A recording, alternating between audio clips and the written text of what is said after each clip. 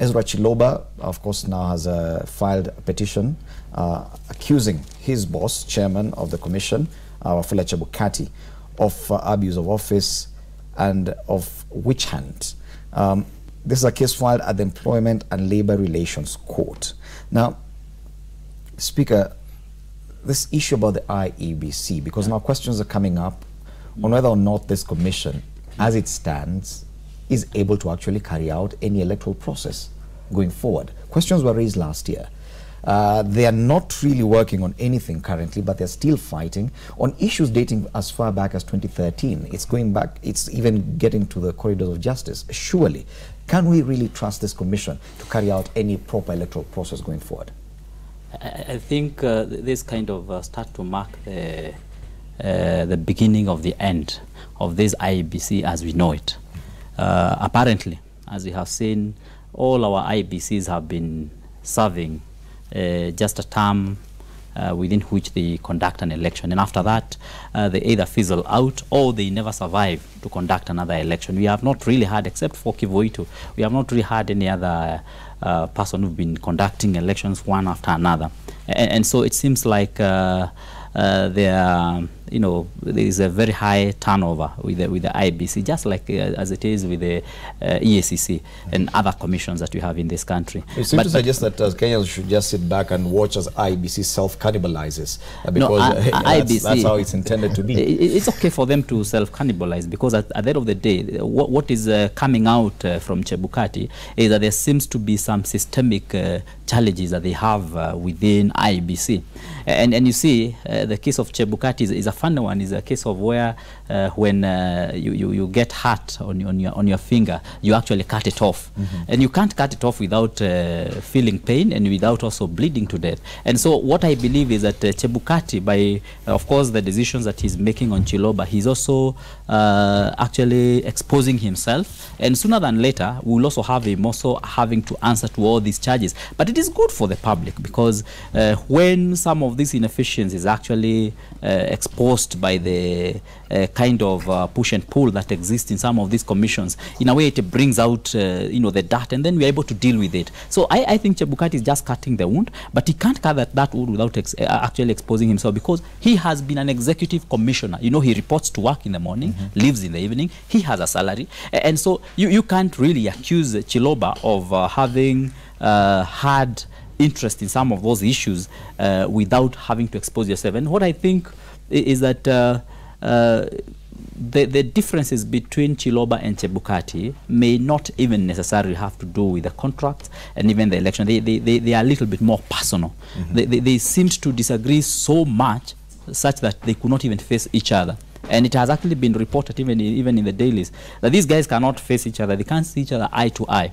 Yes. And of course that means that it's very difficult for them to work together. And beyond even between Chebukati and Chiloba, this decision to suspend Chiloba has the commission split right in the middle. The commissioners, now we're seeing the cliques forming again. Bwana Kipruto Rapkirwa, should we actually now forecast the end of this IEBC as currently constituted?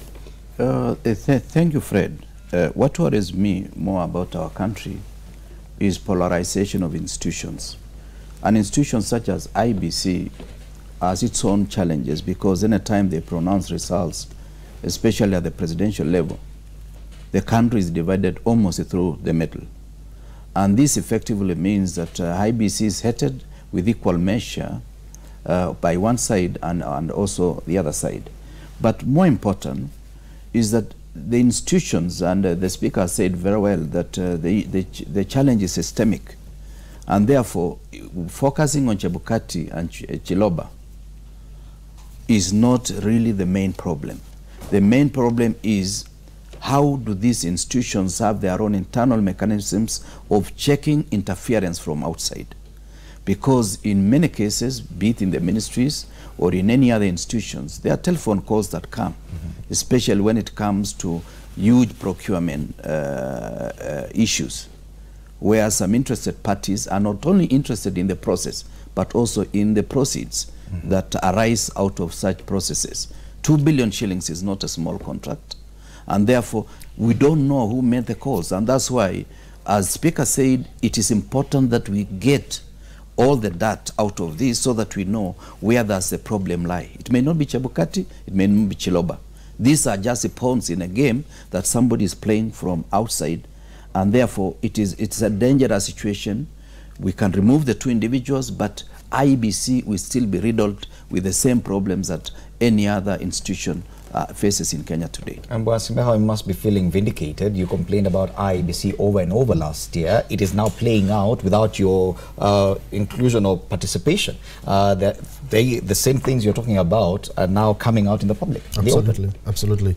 Yeah, while we are busy doing other things, but without ever moving our eyes away from the problem that IEBC is. IEBC was never really ready, even before August 8, to conduct an election, but nevertheless we went to the election on August 8, and what happened, and we told the public this institution called IEBC is not fit to conduct such a sensitive process as a national election. And we put down the reasons, and you can see them, all the reasons, some of them that we put down and made public are coming out now. In the case of the two, for me, is like, as they say in English, the kettle calling the pot black. There's no difference between the chairman and the chief executive in terms of culpability. The chairman still had some chance after August 8. And we went to him and said, look, be bold. You're not serving NASA. You're not serving Jubilee. You're not serving the government. You're serving Kenyans. Stand bold and ensure that these minimum changes are made so that there's some credibility on the side of IEBC, then for it to hold the repeat election after August, presidential election, that is it, after August 8. But he appeared to have the spine to do it when he came out and admitted. You remember he admitted at some point that they were not even fit to hold that election. But barely a day or two later, he catapulted and said, no, we will hold the election. We are fit to hold this election. And I tend to agree with what Honorable Kirwa is saying. For us, and we said it publicly, is because instructions came from elsewhere. The chairman says today that we are not fit to hold this election. We are not prepared. He's told probably the same day that go back and say you are prepared. And he actually comes and says we are prepared to hold this election. So it's unfortunate, but it's good. I actually do agree that it's good for the public that these things come out. Because when we say these things, we're just being accused as bitter losers, that NASA is just a bitter loser and so on. But we're saying, listen, please, it's not about NASA, it's not about Raila Odinga becoming president. It's about the institution that is charged with the responsibility of managing a process through which people express their will, does it to the best standards possible. Don't you think that, don't you have the feeling that it's coming a little bit too late right now, that probably they should have done this earlier, as you said, that probably we are already done with IEBC, as Speaker rightly put it. We only have use for a particular commission for one election cycle, and we need a different commission altogether for another election cycle. Although maybe he answers that question.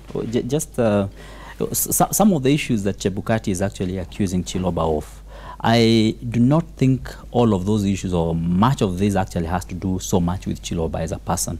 I also think some of these actually had to do with the process through which we underwent through just before the election. You will recall we had also so many court cases that derailed the process.